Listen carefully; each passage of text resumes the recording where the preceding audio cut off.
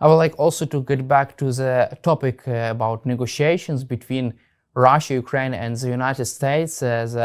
Russia's foreign minister Sergei Lavrov said that Kremlin would not support banning Ukraine from joining NATO for 20 years and deploying European peacekeeping forces to Ukraine. At the same time, Vladimir Putin said that he would be open for ending the war in Ukraine. Do you expect these negotiations about a ceasefire in Ukraine to succeed at any kind of stage in the future? Do you expect any kind of success in any time? But a long way off, yes. In the short term, no. Because I think you're absolutely right to point to the Lavrov speech, latest Lavrov statement, in saying that, that they won't even accept a discussion of a pause of Ukraine joining NATO, a pause for 20 years, and on the borders, that you have some peacekeeping force manned by European forces, which is under active discussion, as we all know, much to the reluctance and horror of the British, less so to the French, because the British and the French are quite likely to have to frame it and lead this operation. Lavrov, though, is curious, isn't he? Lavrov is the big mouth, but he's not the biggest mouth. The big mouth is Medvedev, the deputy, the former prime minister and president, who goes off talking about almost in apocalyptic terms of things not happening, or what they might do, or what they might not do. Lavrov and Medvedev are deployed as part of psychological warfare. They do not reveal necessarily the inner thinking of Putin, which raises a question. Who is helping Putin with his thinking? I think this is a very, very difficult one to get to the bottom of.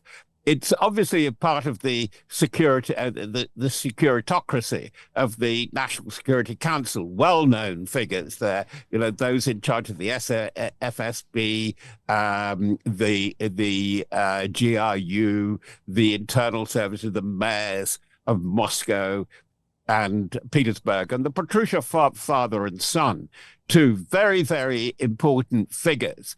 But it's now looking as if we are in a new phase. He's been in power for 25 years, a new phase of Putinism and Putin rule.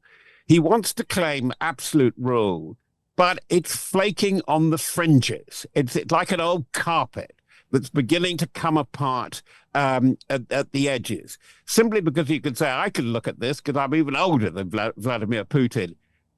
He's trying to do too much in too many different directions with very scarce resources, or scarcer resources, could I say it? Let's be sensible about this. Scarcer resources than he would like us to think that he has. And the real sign of that we've seen, as you rightly say, is this month, as we're still in December, what has happened in Syria. He could not really do anything to save Assad and the Assad regime.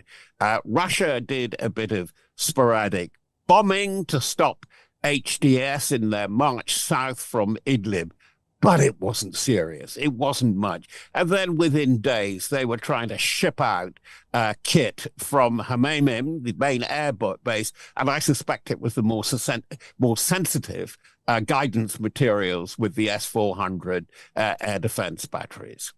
From your perspective, what could cause the collapse of Putin's regime, and what kind of fractions inside Kremlin, what kind of people could threaten Vladimir Putin personally?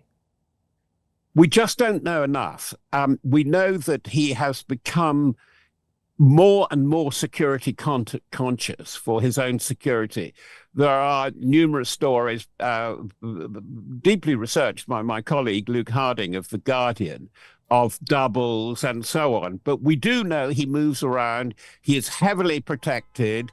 He is personally extremely sensitive, as we saw throughout COVID, these extraordinary figures, which really look rather crazy. I don't know whether they thought that was the way that most audiences would react, of those enormously long tables and him at one end and the other. It was something like a very good Hollywood comedy, say, like the Marx Brothers, you know, or Charlie Chaplin doing The Great Dictator. I mean, he looks almost like a comic figure when he's doing that.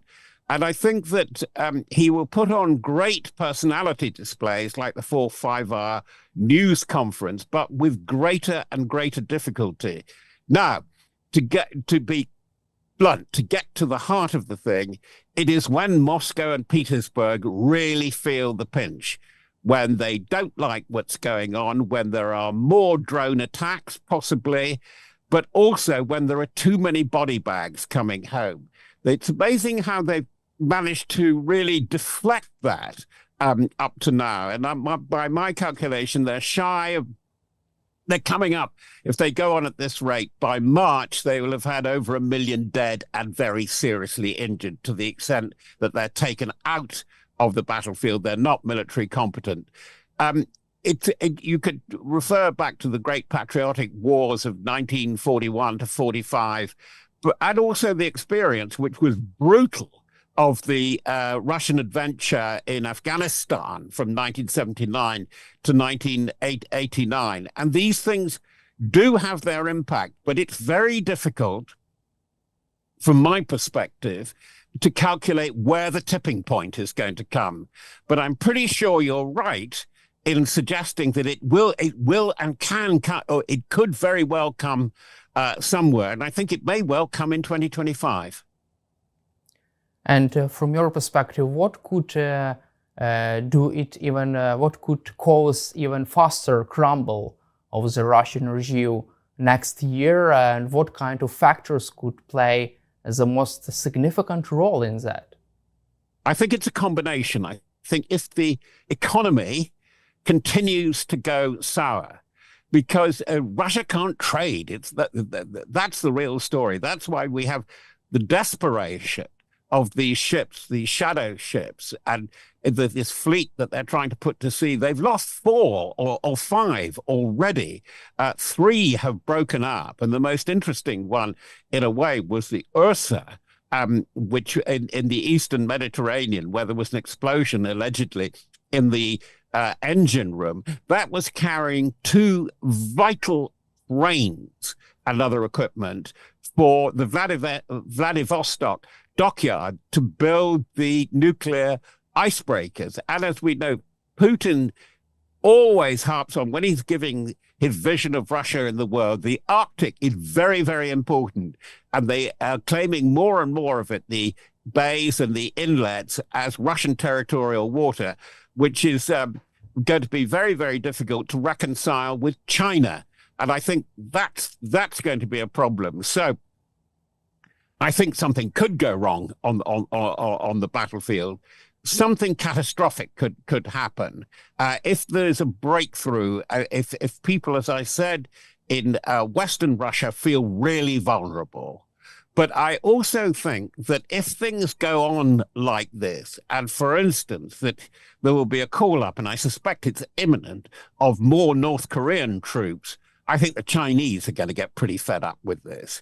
That Xi Jinping and his inner court of about his committee of about 7 people will really worry about what the cost of this is to China, but particularly how much it damages what they're trying to do to establish their global leadership across the South Pacific.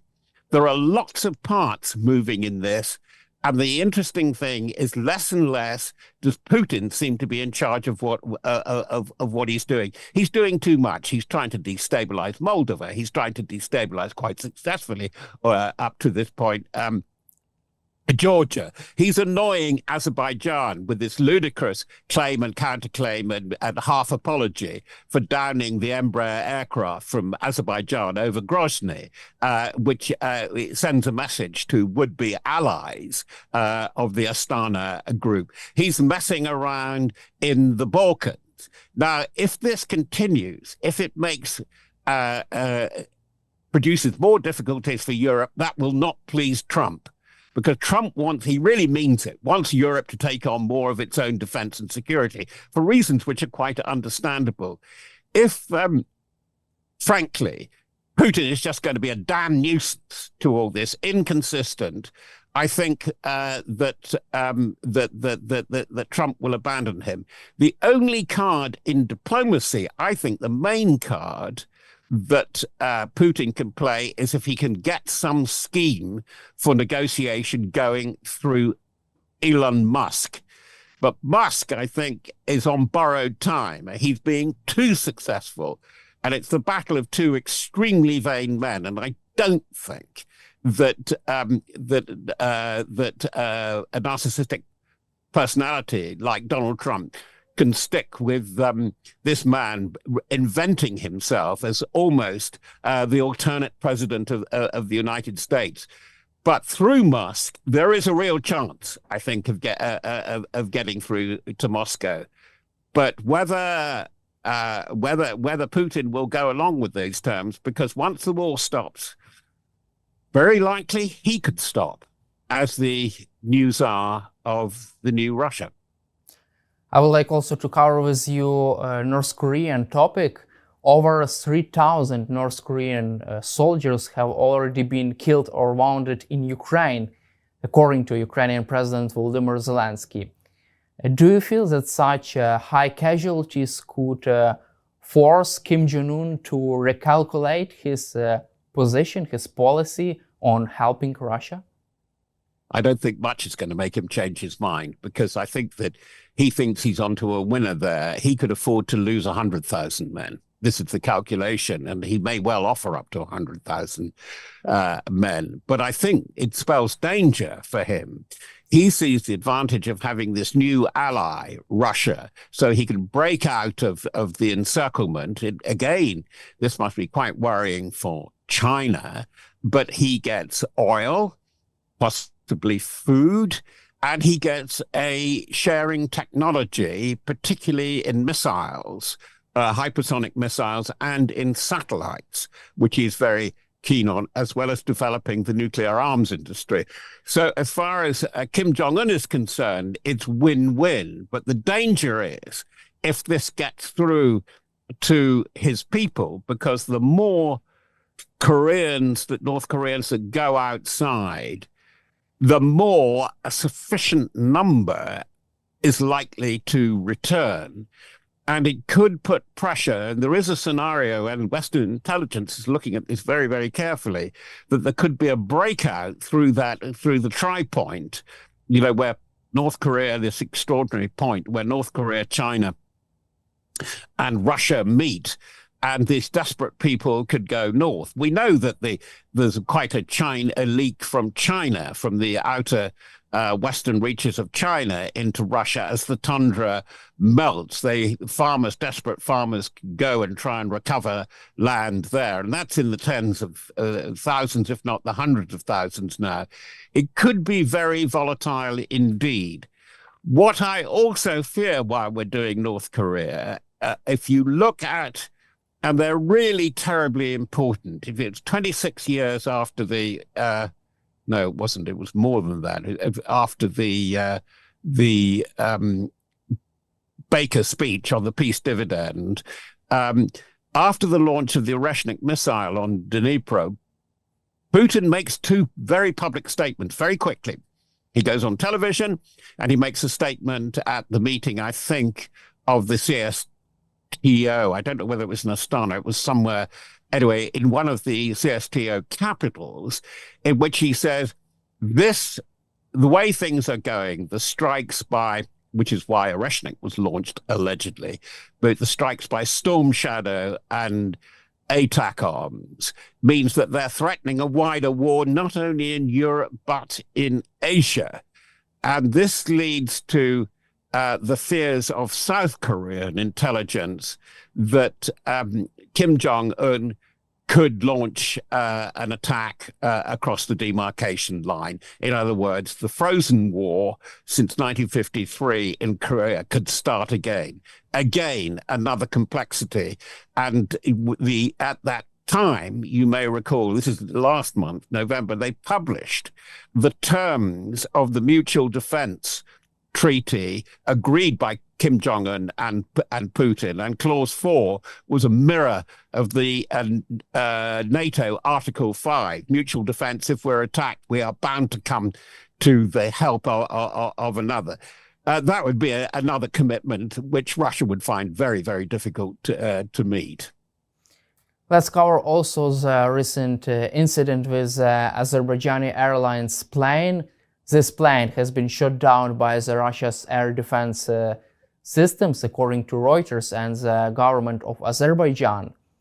Also, Vladimir Putin for the first time has apologized for this incident. However, he has not admitted his responsibility of his army. How do you see this apology from Vladimir Putin? Well, he didn't. What is so interesting is that he didn't deny somehow it had got something to do with Russia. People know, you can see by satellites. And in fact, there's quite, I think there's quite a sinister side to this. And the sinister side is this. The aircraft, as far as we understand, and you say that from 4 or 5 sources Reuters was using, was saying that it was struck as it approached Grozny.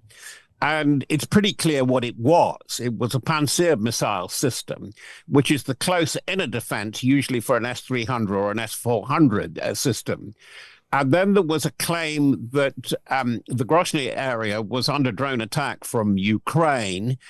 And this is a big aircraft. It's an Embraer 190, and it should be, on its profile, very easy to detect the difference between that and a drone.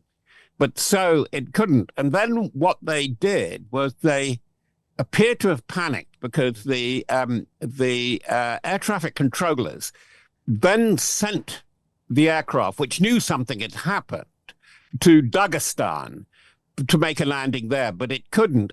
And then sent it right across, nearly 100 kilometers, right across the Caspian Sea to Aktau, the airbase, the airfield rather, in Kazakhstan. And in the process, and I think this is the really worrying thing, and it's pointed to the future, it jammed or turned off or cut off GPS guidance to the aircraft. So they were hoping. I wonder. I mean, I have a really cynical, horrible thought that they hoped the whole thing would crash into the Caspian Sea, and so nobody would find out about what really went on. But this tells you about transparency. It tells you that despite the huge effort, and by the way, there is a colossal effort across the region in Russian information and disinformation campaign. I was on Sky News Arabia, a known channel for Moscow output yesterday. And they were absolutely clear that I gave them the story that they'd picked up from Reuters that this had happened. This has been a very bad loss for Russian credibility. Let's put it like that, because I think it's really worried allies, very close allies, clients, but allies like Azerbaijan, clients like Kazakhstan. And I think that's the importance. But you can't go beyond that. It's not a change in the world, but it's a change in the weather. It's a change in the climate of the way people see their security and future.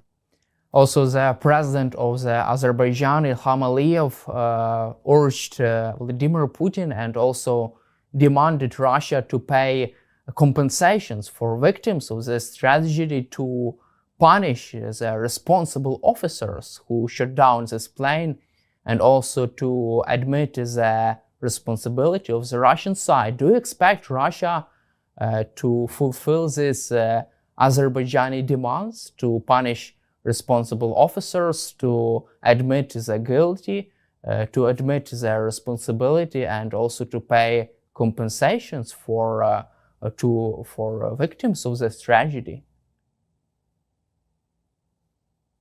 It depends how much they value the alliance of Azerbaijan.